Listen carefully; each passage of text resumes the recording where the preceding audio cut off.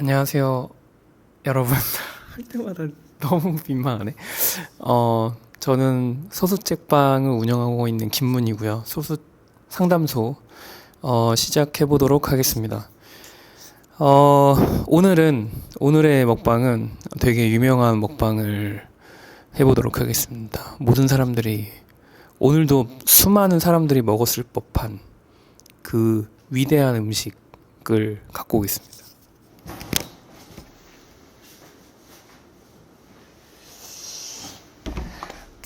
네, 오늘의 음식은 물입니다. 제가 저녁을 먹을까 했지만 오늘은 그렇게 속이 썩 좋지 않아서 물을 먹도록 하겠습니다. 다른 걸 먹지 않고.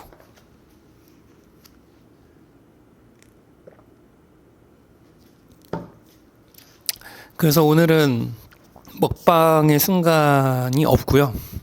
고민 상담의 순간만 있는 날입니다. 그래서 제가 또 먹방을 보다 보니까 저번 내 먹방을 보니까 좀 뭔가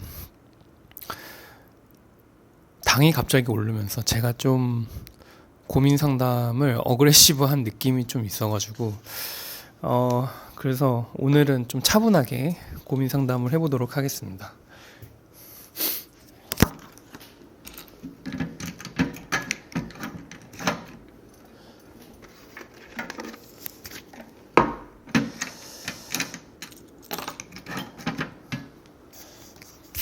최근에 고민 상담을 한 개만 했었던 것 같고, 그리고 그 설날 신년 인사 때 그때는 또 고민 상담을 안 했잖아요. 그래서 오늘은 고민 상담을 최소 2개, 많으면 3개까지 해보도록 하겠습니다. 한번 우선은 고민을 섞어서 뽑아보도록 하겠습니다.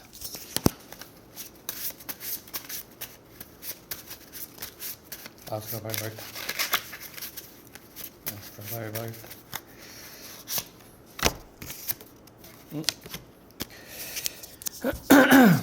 사랑하는 사람과 따로 또 같이 시간을 보내고 싶어요. 좋은 방법이 있을까요? 나머지는 뭐 안 써주셨고 요거 하나만 딱 써주신 것 같아요. 사랑하는 사람과 따로 또 같이 시간을 보내고 싶어요. 좋은 방법이 있을까요? 사랑하는 사람과 따로 또 같이, 따로랑 같이랑 구분이 돼 있겠죠. 그래서 따로 시간을 보내고 싶은 방법 하나, 그리고 같이 시간을 보낼 수 있는 방법 하나인데, 여기에서 방점이 찍혀 있는 건 따로인 것 같습니다. 따로 같이 보내는 거야. 뭐 같이 보내자 하면 쉽죠. 내일 같이 만나자라고 하면은 뭐 시간이 남으면, 시간이 있으면, 할 일이 없으면 만나면 되잖아요. 근데 따로 어떻게 하면 내가 빈 시간에 너가 아닌 나만의 시간을 보내고 싶다고 말을 할 수 있는가? 이거에 대한 말씀을 하시기가 좀 어려운 것 같아요. 뭐 흔히 그냥 말하면 되지 않나, 뭐 이렇게 생각을 할 수도 있겠지만, 이 고민 상담자분께서는 말을 하기가 또 어려울 수도 있겠죠.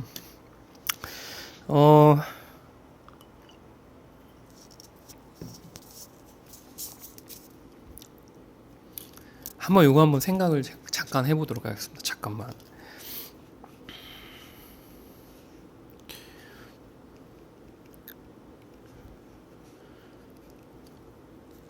근데 제가 지금 따로와 또 같이라고 했기 때문에, 따로 보내는 거 하나, 같이 보내는 거 하나, 근데 세 번째 게 또 하나 또 생겼습니다. 이게 뭐냐면, 같이 보내고 있는데 따로 보내는 겁니다. 같이 보내고 있는데 따로 보내는 거. 이것도 가능은 합니다. 예를 들면 그런 거죠. 뭐, PC방에 갔습니다. PC방에 갔는데, 꼭 같이 게임하지 않고 각자 그냥 하고 싶은 게임을 하는 거예요. 그냥 공간만 공유를 할 뿐인 거죠. 아니면 남자친구나 여자친구분이 자취를 한다면 자취방에 가서 남자친구는 남자친구의 무슨 뭐 하고 싶은 일을 하고 여자친구는 여자친구가 하고 싶은 대로 하는 겁니다. 예를 들어서 여자친구는 뭐 남자는 뭐 책을 읽고 싶어 하고 여자분은 좀 뭔가 유튜브 이런 거를 보고 싶어 한다면 그러면 또 그렇게 각자 보내는 방법을 강구할 수 있겠죠. 그러니까 뭐 그렇게 생각해 볼 수 있겠죠. 그러니까 따로 하는 방법 하나, 그 다음에 같이 하는 방법 하나, 그리고 같이 따로 또 같이이니까 뭐 이런 방법도 있습니다. 따로 있는데 같이 보내는 방식도 있겠죠. 예를 들면 따로 있는 겁니다. 따로. 예를 들면 이제 각자 집에 있는데 뭐 게임을 같이 하는 거죠. 그거는 이제 따로 공간성이 따로 있는데 그러면 뭐 이렇게 볼 수 있겠네요. 공간성이 같이 있는데 하는 행동이 따로 있는 것, 공간성이 따로 있는데 같이 하는 것, 행동을 같이 하는 것일 수 있겠죠. 예를 들면 뭐 그런 거 있잖아요. 우리 내일 뭐 할까? 이렇게 해가지고 데이트 약속을 잡는다고 합시다. 근데 데이트 약속을 잡는 데 있어서 우리 지금부터 30분 동안 데이트에 대한 것을 뭐 서치해보자. 아니면 뭐 내일 우리 여행을 가니까 여행에서 뭘 할 건지 한번 알아보자. 그거는 따로 공간이 따로 있는데 똑같은 것에 대한 목적성을 갖고 있는 거니까 같이 행동하는 거라고도 볼 수 있겠죠. 그래서 이제 따로 어떻게 하면은 따로 노는 거를 말할지, 그리고 같이 하는 거는 뭐 같이 하는 건 쉽지 않으니까 같이 하자고 하는 거는 쉬우니까 이거는 따로 좀 빼겠습니다. 그냥 뭐 같이 하자 이렇게 얘기하면은 편하고요. 물론 뭐 따로 같이 하자, 따로 하자 뭐 이렇게 하면 편하게 하는데 그 이야기를 꺼내는 게 어려우니까 이야기를 꺼내는 방법에 대한 방법론을 물어보신 거라고 생각합니다.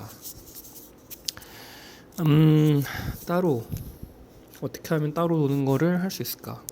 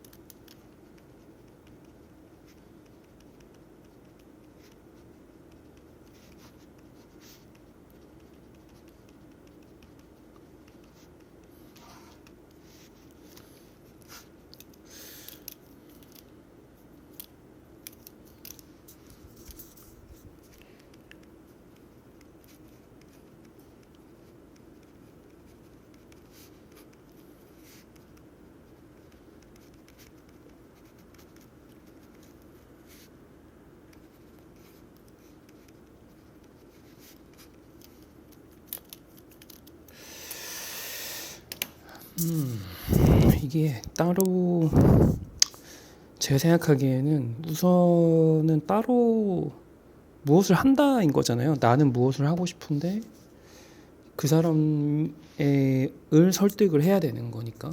왜냐면 예를 들면 이렇게 생각해 봅시다. 원래는 일요일마다 항상 데이트를 합니다. 근데 이번 주 일요일은 좀 따로 놀고 싶어. 그러면은 그 말을 어떻게 꺼낼 것인지의 차원입니다. 그리고 첫 번째는 정당성을 부여하는 거죠. 그 따로 노는 거에 대한. 예를 들면 내가 그날에는 학습 관련된 어떤 뭐 내가 이걸 뭐 자기 개발을 위한 혹은 이게 나한테 필요하기 때문에 그것을 해야 해. 그렇게 생각을 하면 됩니다. 근데 굳이 나는 좀 혼자 있을 시간이 좀 필요한 것 같아. 예를 들면 책도 읽고 계획도 세우고 내가 해야 할 일들을 나열을 해주는 거죠. 그러면 이제 내가 혼자 있는 시간을 존중해 줄 수 있다고 생각을 합니다.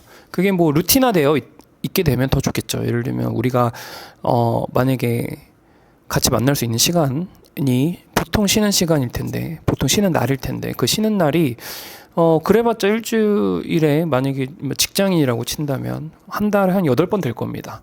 근데 8번 되는데 8번 내내 만난다고 해봅시다. 어떤 커플이. 근데 이제는 처음에는 좀 내 시간이 필요할 것 같아서 먼저 얘기를 합니다. 처음에 뭐 연애 초기에는 좀 자주 만나고 싶어서 뭐 자주 만날 수 있겠죠. 근데 이제 그러고 나서 어느 정도 시간이 지나서 이제 나의 시간이 필요하다.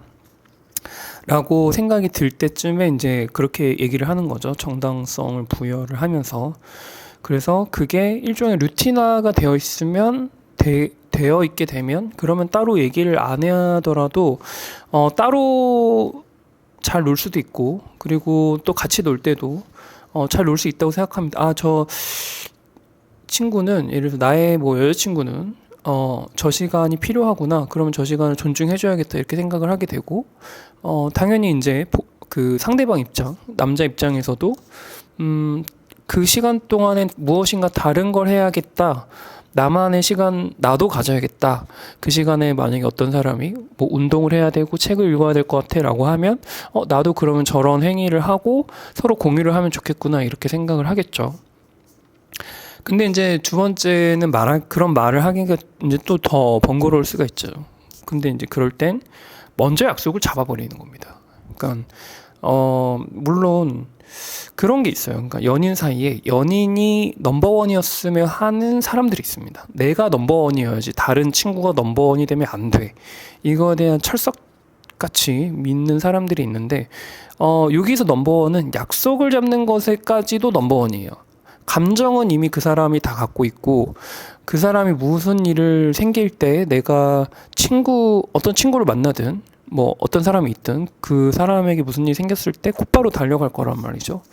근데 이제 그것을 넘어서 내가 약속을 잡는 것조차도 나한테 먼저 상의를 해야 돼. 왜냐면 나랑 만날 수 있는 시간에는 내가 그 시간에 대한 소유권을 갖고 있기 때문에, 내가 그 시간에 대해서 뭔가 먼저 선점해 있는 상태로 있기 때문에, 그 다음에 너가 만약에 약속을 잡고 싶으면 나한테 먼저 얘기를 해줘라는 방식의 연애들이 있다고 생각을 합니다. 근데 상대방한테 내가 무슨 약속이 있어서 먼저 잡아도 괜찮지라고 먼저 논의를 한 후에, 뭐 그렇게 논의를 하지 않더라도 저는 약속을 잡는 게 크게 뭐 나쁘진 않다고 봅니다. 왜냐면 상대방이 그 날에만 시간이 될 수 있잖아요. 그 친구분이랑. 나는 그 사람에 대해서 저녁에도 만날 수 있고, 근데 친구분이랑은 오후나 혹은 뭐 완전 밤늦게까지 만날 수 없어도, 뭐 남자친구나 여자친구는 뭐 12시에도 만날 수 있고, 그리고 하룻밤 동안 계속 같이 있을 수도 있고, 그런 어떤 가능성이 많으니까 시간을 좀 열어놓을 수 있다고 생각하거든요. 좀 봐줄 수 있다고 생각하고, 그러니까 약속을 먼저 잡아버리는 거죠. 다른 사람과의, 사랑하는 사람과의 약속은 물론 당연히 미리 잡으시겠지만, 그거 외적으로 그냥 또 뭐 다른 사람과의 약속도 미리 잡아버리는 겁니다. 그리고 뭐 그런 생각도 합니다. 그러니까 내가 내 시간을 갖겠다라고 했을 때 서로 문자에 대한 답장을 지금 곧바로 할 수 없으면, 무슨 일이 있겠구나라고 생각하고 기다려줬으면 좋겠다라고 얘기를 해주는 것도 좋다고 봐요. 왜냐면 뭐 그런 거 있잖아요. 왜 1분, 5분, 왜 10분, 왜 이렇게 늦게 연락했어? 막 이런 사람들도 있다고 생각하거든요. 근데 문자의 답장 속도가 그 사람의 애정 속도라고 그게 일반적으로 비례하다고 생각하지는 않습니다. 그래서 물론 비례한 부분도 있겠죠. 그 사람이 혼자 있을 때. 근데 그 사람이 뭐 다른 일을 할 수 있잖아요. 뭐 솔직히 말해서 뭐 똥 쌀 수도 있고 아니면 뭐 허겁지겁 뭘 먹고 있을 수도 있고 아니면 뭐 어디 걷고 있는데 너무 추워서 그냥 핸드폰을 넣어놓고 그냥 음악 들으면서 걷고 있을 수도 있고요. 그러니까 그 수많은 가능성들이 있기 때문에 문자에 대한 답장을 좀 너그러이 생각하시고 답장에 대한 그 여백을 그냥 받아들이는 거죠. 그리고 그 사람한테도 받아들이게끔 설득을 해주면 좋지 않을까라는 생각합니다. 그래서 좀 급하다, 바로 좀 뭔가 연락이 필요하다 이럴 때 그냥 전화하시면 좋지 않을까. 근데 전화를 했는데 상대방이 콜백을 안 한다? 이거는 조금 매너가 없다고 생각합니다. 예를 들면 어떠한 사람 간의 관계에 있어서 문자는 좀 늦게 답장할 수도 있다고 생각해요. 뭐 어떤 사안에 따라서는 이제 씹을 수도 있다고 생각합니다. 말 그대로 답장이 없는 게 이제 답장인 거죠. 침묵이 답장인. 근데 전화를 했는데 콜백을 안 한다. 이건 좀 뭔가 매너가 없다고 생각을 하게 됩니다. 그리고 같이 하는 방법은 같이 무엇을 하는 거에 대한 가치를 올려주시면 좋을 것 같아요. 그런 말 있잖아요. 농협에서 말하는 문구처럼 농협은 그런 말을 하죠. 가치의 가치, 같이 하는 것에 대한 가치. 그러니까 가치의 가치죠. 그러니까 그 같이 하는 것에 대한 가치를 그 상대방한테 주면 그 같이 하는 거에 대한 뭐 욕구 혹은 뭐 수요가 더 높아지겠죠. 그리고 또 아까 말씀드린 세 번째, 네 번째 상황. 예를 들면 공간을 같이 쓰고 행동은 따로 하는 거. 그래서 공간은 같이 쓰면서 행동은 따로 하는 거 뭐 그런 것도 있습니다. 근데 행동의 결은 비슷하면 좋을 것 같아요. 그건 물론 뭐 다 비슷하긴 하지만 뭐 공간을 같이 사용한다. 뭐 만화방에 갔다. 근데 각자 다른 만화를 보고 있다. 이런 것도 같은 온기를 공유를 하면서 내가 보고 있는 그 시야에서 이 사람이 벗어나지 않고 내가 무엇을 할 때에 안정감이 있거든요. 그것도 추천하는 데이트라고 생각합니다. 추천하는 데이트예요. 왜냐하면 그런 게 사람한테 하여금 이 사람과 꼭 굳이 항상 손을 잡고 항상 말을 하지 않아도 편안하구나. 이게 자연스럽구나라고 서로 느끼게 되거든요. 그게 서로한테 신뢰감을 줄 수 있다고 생각합니다. 그리고 이제 마지막으로는 공간은 따로 있고 행동은 같이 하는 거죠. 예를 들면 왓챠 같은 거를 이용하신다면 왓챠를 같이 보기 뭐 이런 것도 있습니다. 영화 같이 보기.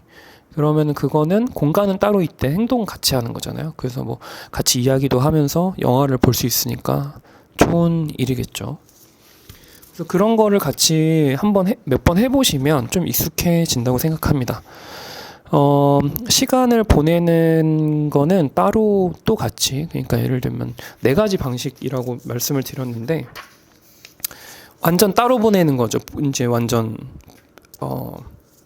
구분되어 있는 상태로 연락을 안 하고 서로 각자 할 일을 하면서 뭐 그런 거죠. 그리고 두 번째는 같이는 뭐 행동도 같이 하고, 같이 뭐 케이크도 먹고 이야기도 같이 하고 서로 교류를 하면서 같은 장소에 있는 거. 근데 이제 따로 또 같이 예를 들어서 그거는 같은 공간에 있는 상태로 행동을 따로 하는 거가 세 번째. 네 번째는 공간이 따로 있는데 행동은 같은 걸 하는 거. 네 번째.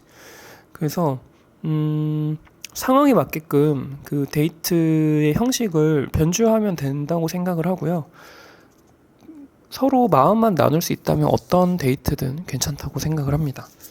물론 이거의 가장 핵심적인 부분, 예를 들면 따로 행동을 하고 있는 상황에서, 구분되어 있는 상황에서 그 사람이 무엇을 할지 서로 속이지 않고 좀 더 솔직하게 얘기를 해주는 게 좋다고 봅니다. 왜냐면 그냥 그게 속여도 솔직히 뭐 어떻게 검증하는 것도 좀 구차하잖아요. 근데 얘기라도 해주면 그래도 좀 마음이 놓이는 게 사람 마음이거든요. 그래서 따로 있을 때 좀 더 그 사람의 마음을 안정적이게끔 할 수 있게끔 해주시면 좋을 것 같다는 생각을 하게 됩니다. 첫 번째는 요 정도로 하겠습니다. 그 두 번째 한번 해보도록 하겠습니다.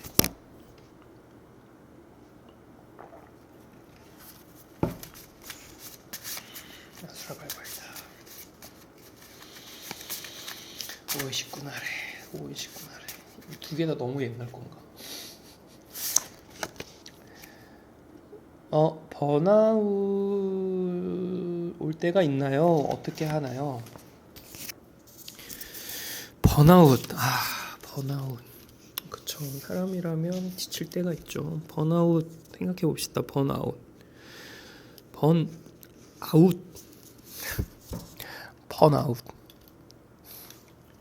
번아웃 지친다. 근데 무엇을 열심히 하고 나서 지치는 거죠. 열심히 하고 나서 뭐 약간 탈진의 느낌, 정신적 탈진, 혹은 정신적 무력감. 탈진과 무력감은 좀 다르겠죠. 지친다. 뭐 다음에 또 뭔가를 하고 싶지 않다. 더 이상 하고 싶지 않다.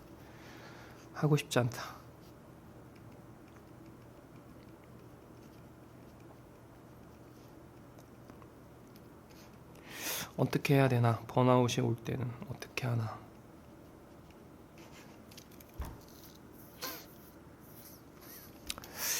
번아웃 극복 어떻게 해야 되나?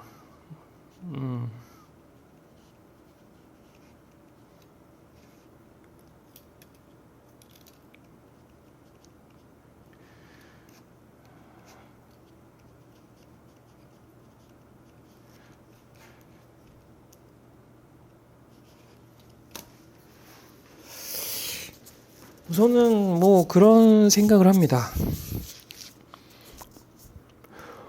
번아웃은 내가 진짜 열심히 살았다, 열심히 했다, 열심히 했는데 더 이상 하고 싶지 않다. 더 이상 아무것도 하고 싶지 않다. 그냥 뭐 어떤 심리학자였나 어떤 분의 그것을 봤는데, 번아웃 자체가 원래 심리학에서 전문적인 용어로 쓰이지 않는다고도 얘기를 들었던 것 같아요. 그거는 이제 확실치 않습니다. 근데 이제 첫 번째로 제가 생각하게 되는 건, 번아웃과 슬럼프는 어떻게 다른가? 그런 생각하지 않으세요? 슬럼프도 되게 열심히 했던 사람들이 슬럼프가 오고요. 뭐 예를 들면 어떤 배우, 예술적 어떤 행위, 내가 삶에서 어떤 슬럼프에 빠졌다. 뭔가 더 이상 뭔가를 할 수 없는, 어떤 뭔가를 하고 싶은데 하지 못하게 되는, 하고는 있는데 헤어나올 수 없는 슬럼프는 약간 그 진흙탕에 빠진 혹은 모래지옥에 빠진 느낌으로 내가 계속 올라가고는 있는데 계속해서 무력하게 뭔가 빨려 들어가는 거죠. 뭔가는 하지만 그게 다 허무하게 없어져 버리는, 뭐 그런 거라고 생각할 수 있을 거예요. 예를 들어서 예술가가 항상 매일처럼 그림을 그리는데 슬럼프에 빠졌습니다. 그 슬럼프는 그림을 안 그리는 게 아니라 그림을 그리지만 더 이상 정체되어 있고 나아가지 않고 하는 것들. 근데 번아웃은 아웃이니까, 모래지옥과 아까 말씀드린 모래지옥으로 예를 들면, 모래지옥에서 계속 뭔가 올라는 왔는데 그 모래지옥에서 벗어나야 되는데 올라오고 나서 아무 일도 하지 못하는 게 이제 번아웃이겠죠. 그 부분이 좀 첫 번째로 좀 다르다고 생각합니다. 저 역시 뭐 번아웃 느낌, 이겠죠. 근데 전 번아웃이라고 명명하는 거가 좀 저한테 사치라고 생각합니다. 왜냐하면요, 저는 일주일 내내 책방에 출근을 합니다. 화요일은 이제 수업을 듣고, 월요일은 밀린 책방 업무, 주중에만 할 수 있는, 쉴 때만 할 수 있는 업무들을 처리를 하고, 수요일부터 일요일까지는 한 번도 쉬질 않거든요. 아마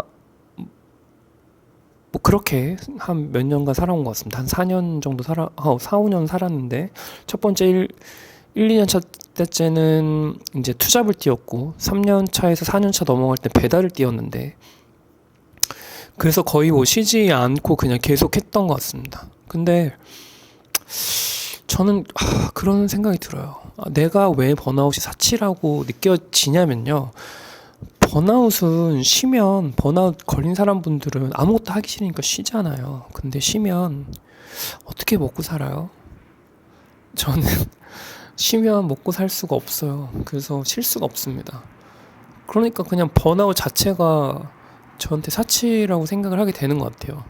그러니까 번아웃은 일부 내가 뒤에 백업이 있는 거죠. 백업. 돈이라는 백업이 있을 수도 있고요. 가족이라는 백업이 있을 수도 있고, 내가 일을 하지 않더라도 삶을 영위할 수 있는 백업이 있으니까 번아웃이라고 얘기를 하고 아무것도 안 한다고 생각을 하기도 합니다. 근데 이거는 제 생각이에요. 이거는 제가 이미 번아웃이 와 있는지도 모르겠습니다. 하지만 그렇게 생각하지 않아요.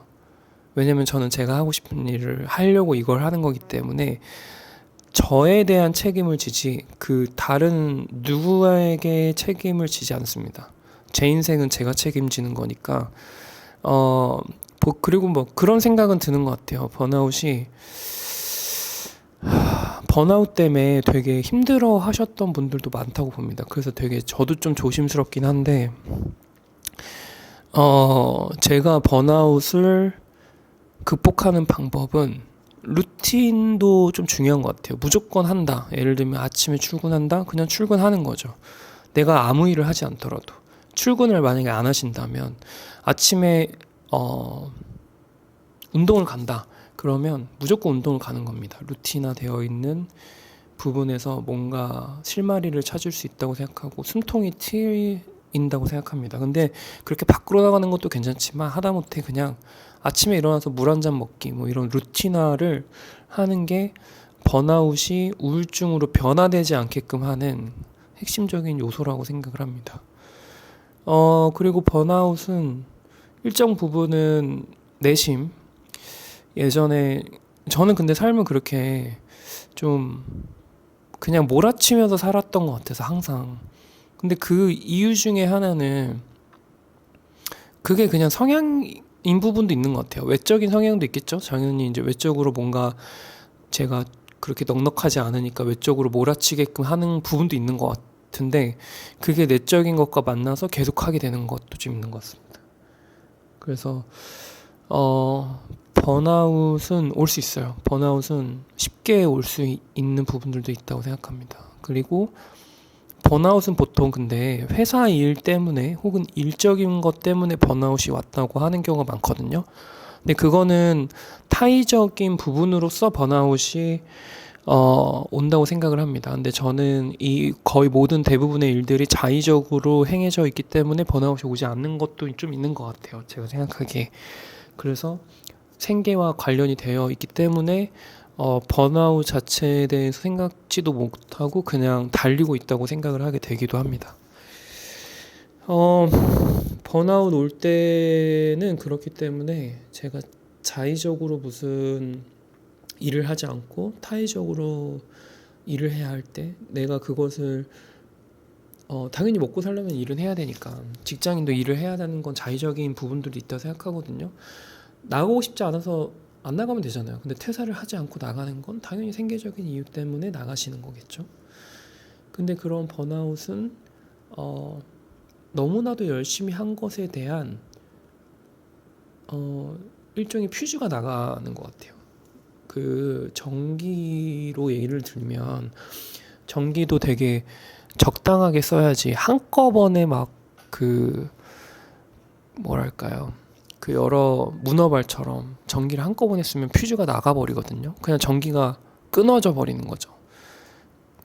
그래서 전기가 끊어지게 되면 그 퓨즈를 갈아 끼우면 다시 전기가 돌아오니까 그 퓨즈가 어떤 건지, 나의 퓨즈는 뭔지, 내가 무엇으로 내 행동이 하고 싶은 마음이 드는지, 그거에 대한 퓨즈를 뭘로 갈아 끼울지 생각을 하시면 좋지 않을까 하는 생각을 합니다. 그리고 번아웃의 종류도 좀 세 가지라고 생각을 하게 되는 것 같아요. 그렇기 때문에 그래서 이제 첫 번째 번아웃의 종류는 약간 정신적 탈진 같은 느낌. 그냥 그런 거 있잖아요. 운동을 되게 열심히 해가지고 막 저는 5km만 뛰어도 탈진하는데, 최근에 이제 조깅을 했는데 5km 뛰었더니 진짜 죽을 것 같더라고요. 그런 부분의 탈진입니다. 근데 탈진은 잠깐 쉬면, 제대로만 쉬면, 그러면 회복이 되고 더 단단해지고 더 많이 나갈 수 있는 가능성이 생긴다고 생각합니다. 두 번째는 정신적 무력감이겠죠. 정신적 무력감. 내가 더 이상 아무리 무얼 해도 바뀌지 않겠구나. 내가 이렇게 살아도 나아지지 않겠구나. 라는 거에 대한 무력감이라고 생각을 하게 됩니다. 그래서 그 무력감 때문에 더 이상 아무것도 하고 싶지 않다라고 생각을 하게 될 것 같아요. 근데 일적인 부분이라면 저는 무조건 제대로 쉬고, 사람들을 원래 만나던 사람이 아닌 새로운 사람들, 새로운 환경, 새로운 사람들을 만나서 내가 나를 올가매는, 옥죄어 오는 그런 환경과 사람들을 바꾸는 거를 우선 추천해드리고요. 물론 운동은 가장 기본적인 그리고 가장 근원적이면서요. 그러니까 정신적으로 뭔가 피폐하고 정신적으로 뭔가 힘들 때는 무조건 운동을 해야 된다고 생각합니다. 그 운동이 뭐 뛸 수도 있고 걸을 수도 있고 진짜 다 상관이 없고요. 몸을 움직여야 된다고 생각해요. 정신적으로 어떠한 무엇이 생겼을 때는 체력적인 혹은 몸적인 무엇이 필수다라는 생각이 듭니다. 왜냐하면 정신과 육체는 연결되어 있으니까요. 정신적인 것에 대한 가장 핵심적인 부분은 무조건, 예를 들어 정신이 안 좋아지면 몸부터 바로 발현이 되는 거랑 비슷한 거겠죠. 뭐 그렇습니다. 그래서 번아웃도, 만약에 내가 그 번아웃을 하는 게 두 가지가 또 있겠죠. 뭐 일을 그만둘 수는 없는데 번아웃이 걸렸다. 이거는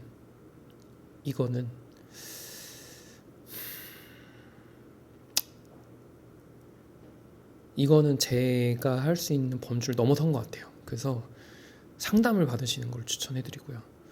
만약에 예술적인 번아웃이 걸렸다.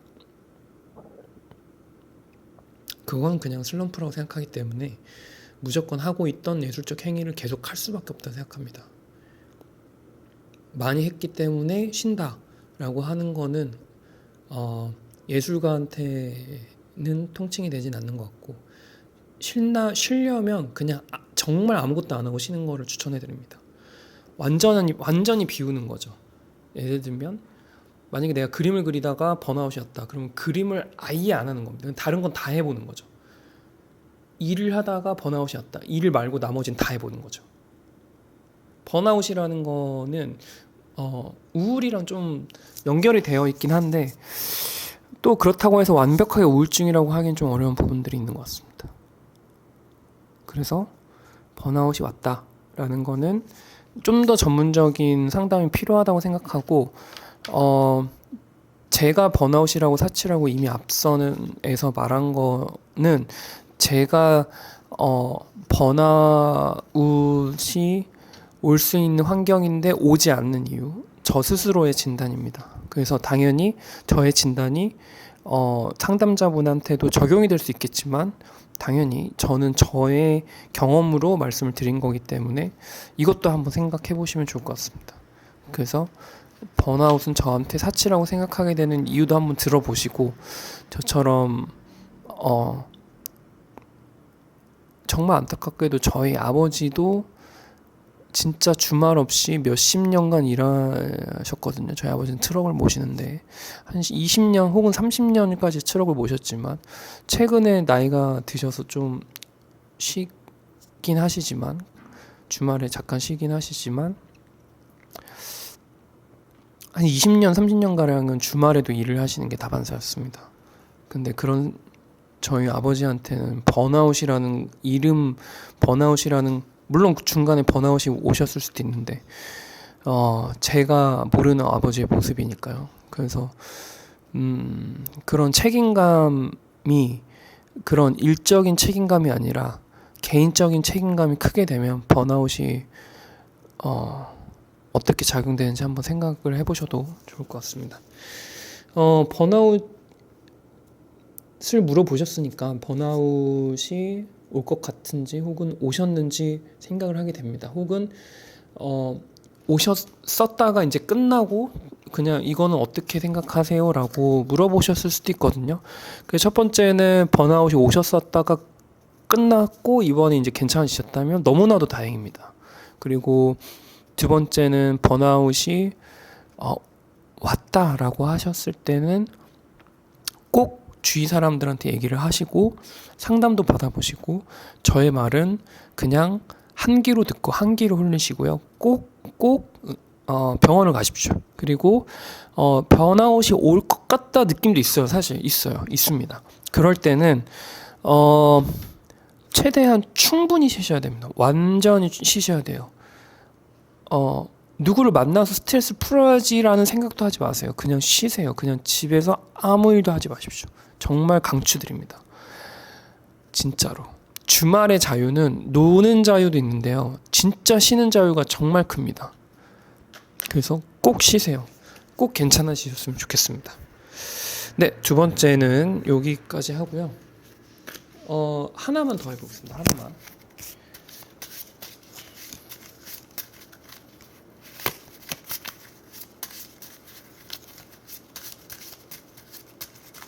다 보이는 것 같아서 제가 안 보이는 게 다 뒤집어 놓겠습니다. 양면에 쓰신 분도 있네. 양면에 쓰신 분 어쩔 수 없지. 보겠습니다. 사회 초년생인데요.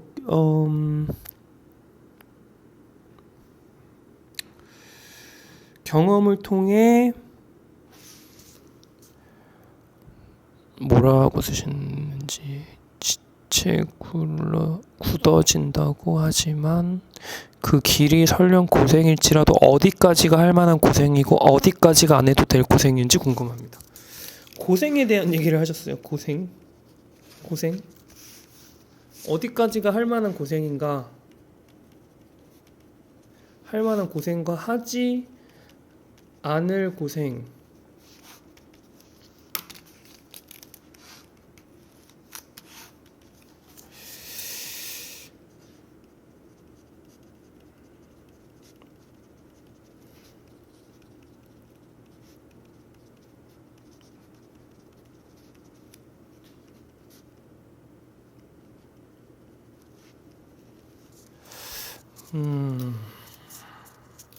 정말 어려운 질문을 해주셨어요.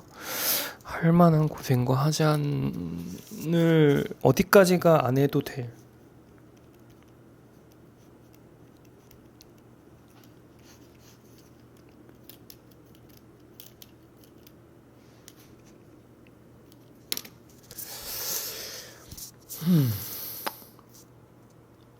원론적으로는 안 해도 될 고생은 없죠. 안 해도 될 고생을 어떻게 예를 들면 그렇습니다. 예를 들면 저의 20대 때 제가 했었던 수많은 제가 스스로 그때 너무 힘들다, 너무 비참하다, 너무 괴롭다라고 했었던 그 모든 고생들은 저에게 지금에서 저에게 보자면 너무나도 큰 축복이었다고 생각합니다. 축복. 너무 이렇게 상찬하는 느낌이긴 있는데 저한테는 너무나도 필요한 고생들이었고 경험들이었어요.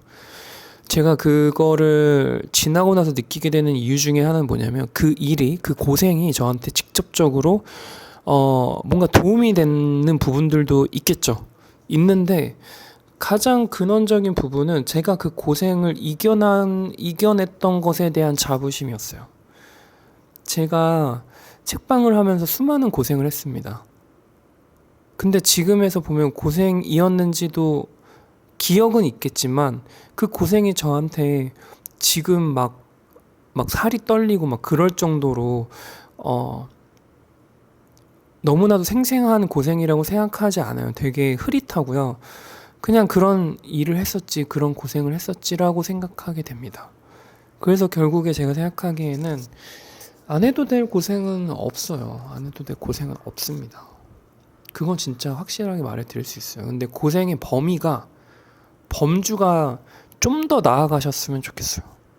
나 진짜 이런 거, 내 주위에서도 이런 거 겪어봤는데, 라는 거 말고요. 나만 겪어본 고생들이 진짜 좋은 고생이라고 생각합니다. 내 주위에 10명 중에 10명의 친구가 했었던 경험, 고생, 그거 말고, 상담자 분께서 할 수 있었던 고생들이 있을 거예요. 그 고생이 제가 생각하기엔 상담자분의 삶에 되게 큰 힘이 되고 자부심이 될 거라고 생각합니다.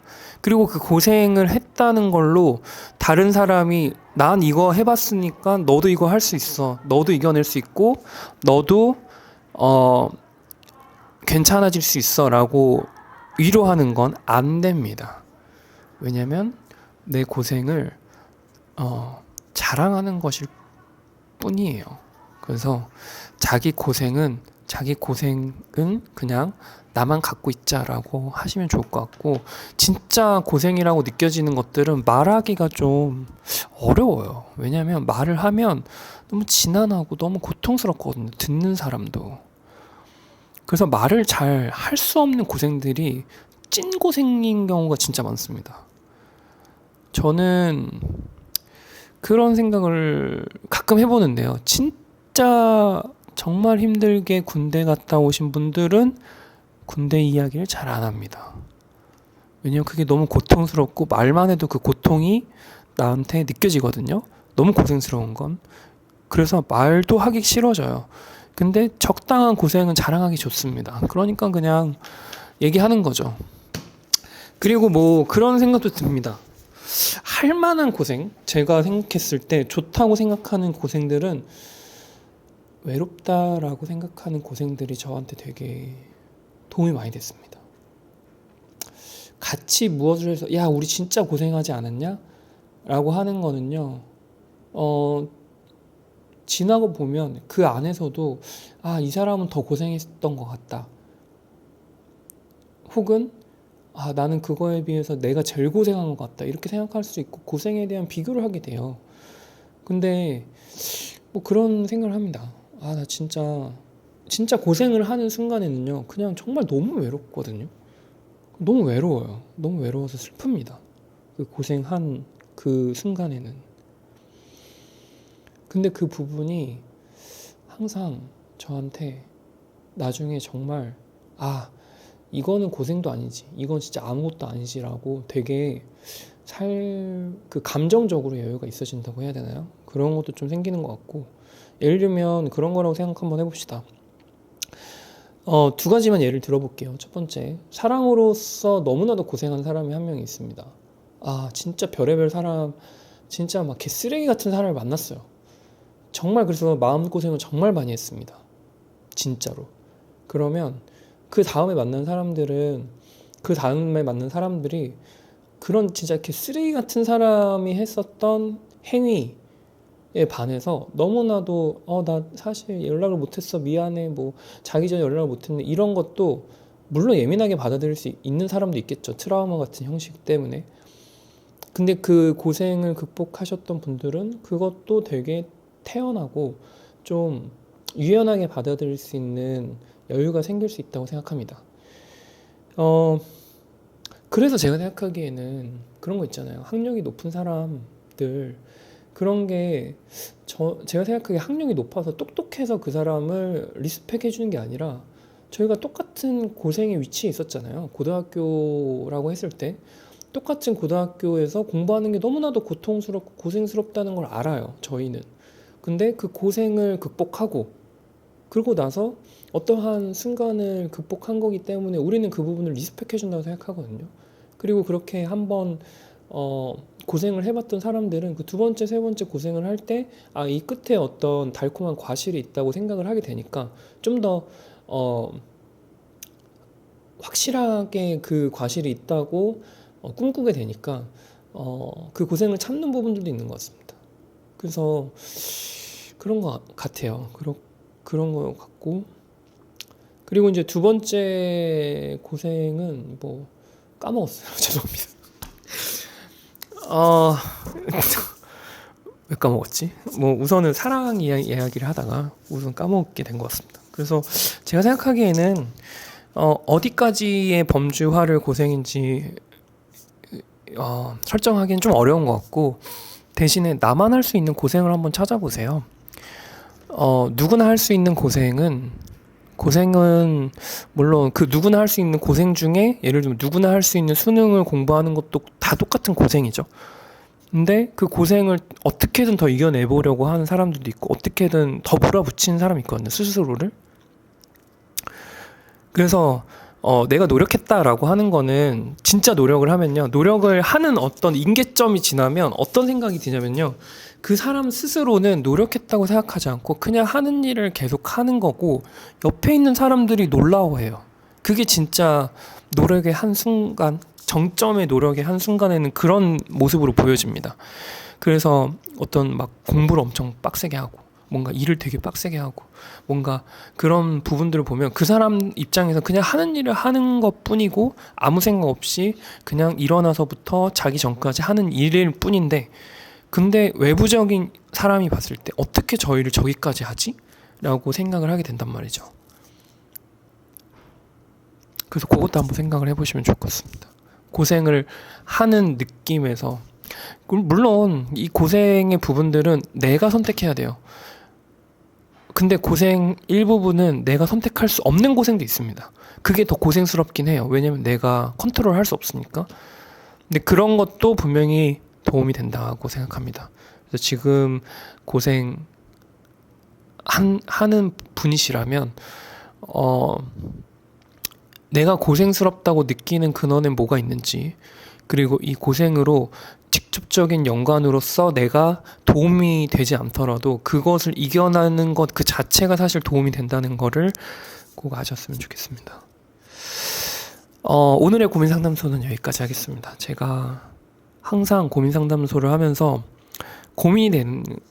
스스로 고민 상담소를 하면서 고민이 되는 부분은 제가 뭘 안다고 제가 뭘 고민을 할 수 있는 그런 자격이 된다고 이런 고민 상담들을 하는지 항상 현타가 옵니다. 하고 나면.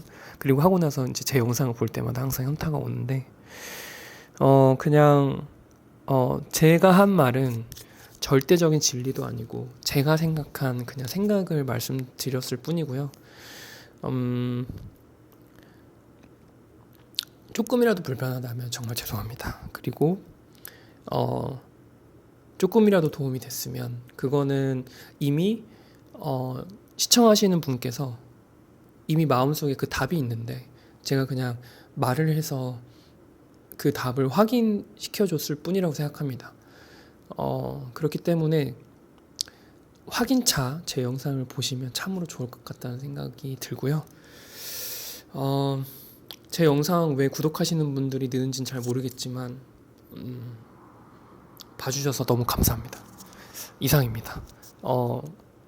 다음 주부터는 좀 날씨가 풀린다고 합니다. 꼭 건강에 주의하시고 행복하셨으면 좋겠습니다.